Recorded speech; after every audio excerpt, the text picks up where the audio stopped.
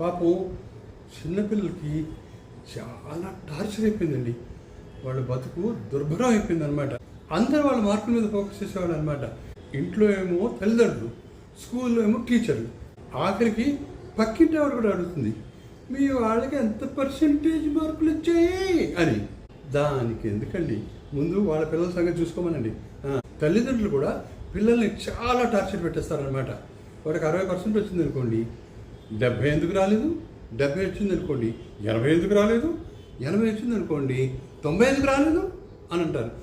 90 కాదు 95 వచ్చింది అనుకోండి, ఆడికి ఎవరికో 96 వచ్చిందట కదా, నీకెందుకు 95 వచ్చింది, అసలు క్లాస్ ఫస్ట్ నువ్వే రావాలి కదా అని అంటారనమాట. క్లాస్లో 40 మంది ఉంటే 40 మంది తల్లిదండ్రులు అదే అంటారు, క్లాస్ ఫస్ట్ నువ్వే రావాలి కదా అని. 40 మంది స్టూడెంట్స్ ఉంటే క్లాస్ ఫస్ట్ ఒకడే ఉంటాడు.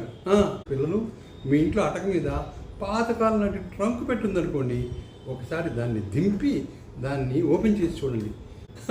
మీ అదృష్టం కనుక బాగుంటే మీ అమ్మదో మీ నాన్నదో చిన్నప్పుడు స్కూల్లో చదివినప్పుడు ఇచ్చిన ప్రోగ్రెస్ రిపోర్టు మీకు దొరుకుతుంది అనమాట. అందులో చూడండి మీ అమ్మ నాన్నలకి ఎంత గొప్పగా మార్కులు వచ్చాయో.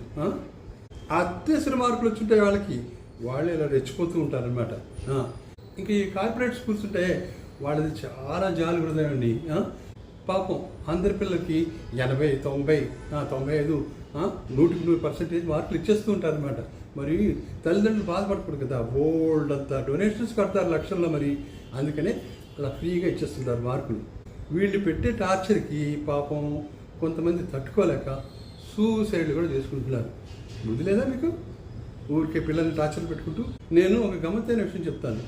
నేను మామూలు స్టూడెంట్ని, అంత బ్రిలియంట్ కాదు. ఇది ఉంది కానీ చదువు మీద అంత శ్రద్ధ లేదు. నేను యావరేజ్ స్టూడెంట్ని. మా క్లాసులో బ్రిలియంట్ స్టూడెంట్స్ ఉన్నారు, చాలా హై మార్క్స్ వచ్చేవాళ్ళు ఉన్నారు.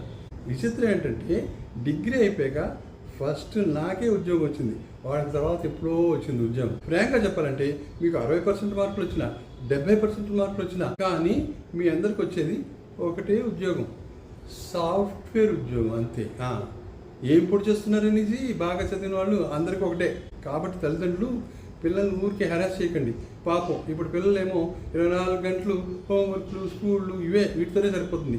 మా చిన్నప్పుడు మోకాలు చెప్పులు బదులయ్యేలాగా ఆటలు ఆడుకునేవాళ్ళం అనమాట, బ్రహ్మాండంగా ఆడుకునేవాళ్ళం. ఇప్పుడు లైఫ్లో మీరు సెటిల్ కాలేదా?